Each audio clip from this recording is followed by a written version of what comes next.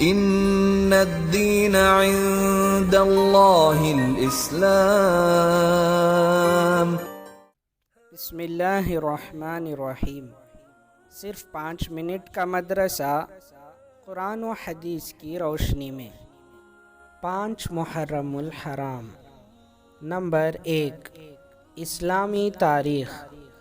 حضرت آدم علیہ السلام۔ حضرت آدم علیہ السلام وہ پہلے انسان ہیں جن سے دنیا میں بسنے والے انسانوں کی ابتدا ہوئی ہے۔ اللہ تعالیٰ نے ان کا خمیر تیار کرنے سے پہلے فرشتوں سے کہا، ان قریب میں مٹی سے ایک ایسی مخلوق پیدا کرنے والا ہوں جسے زمین میں ہماری خلافت کا شرف حاصل ہوگا۔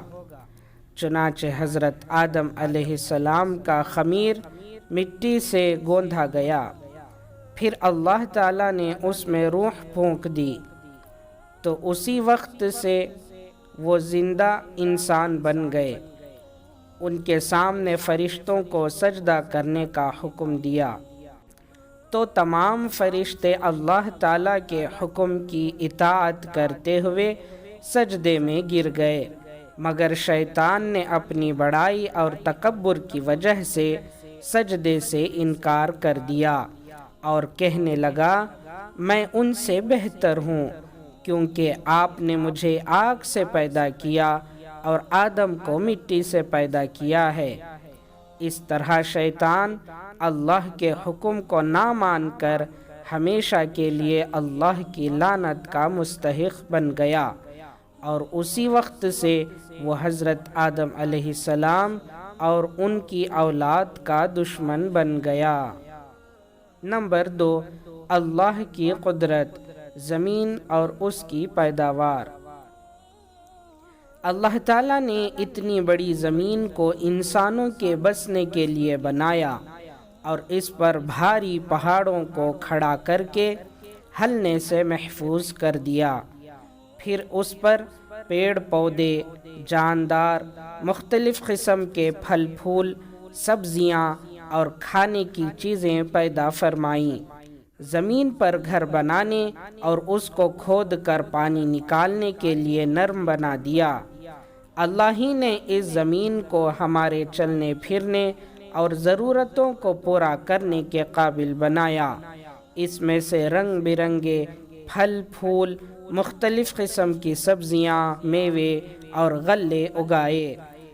غرض یہ کہ زمین ایک ہے، لیکن اللہ تعالیٰ کی قدرت کا کرشمہ ہے کہ ایک ہی زمین سے انسانوں اور حیوانوں کی مختلف ضروریات کو پورا کیا۔ نمبر 3، ایک فرض کے بارے میں، صبح کی نماز ادا کرنے پر حفاظت کا ذمہ۔ رسول اللہ صلی اللہ علیہ وسلم نے فرمایا، جس نے صبح یعنی فجر کی نماز ادا کی وہ اللہ کی حفاظت میں ہے۔ مسلم۔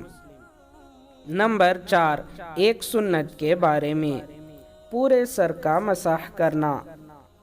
حضرت مقدان رضی اللہ عنہ بیان کرتے ہیں کہ میں نے رسول اللہ صلی اللہ علیہ وسلم کو وضو فرماتے ہوئے دیکھا۔ جب سر کے مسح پر پہنچے تو اپنی ہتھیلی کو سر کے اگلے حصے پر رکھا اور گزارتے ہوئے گدی تک گئے، پھر یہاں سے لوٹے وہاں تک جہاں سے شروع کیا تھا، یعنی پھر گدی کی طرف سے مسح کرتے ہوئے پیشانی کی طرف ہاتھ کو لائے۔ ابو داؤد۔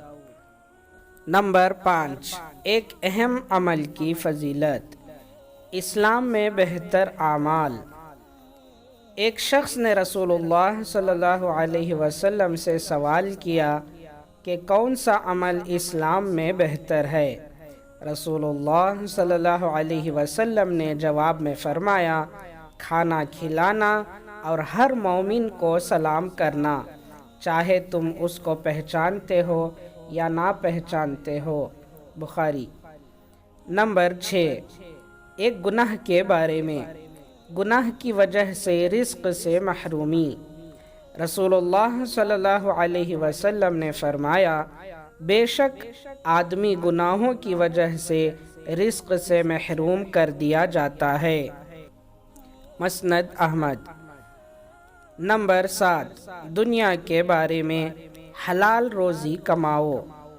رسول اللہ صلی اللہ علیہ وسلم نے فرمایا، روزی کو دور نہ سمجھو، کیونکہ کوئی آدمی اس وقت تک نہیں مر سکتا جب تک کہ جو روزی اس کے مقدر میں لکھ دی گئی ہے وہ اس کو نہ مل جائے۔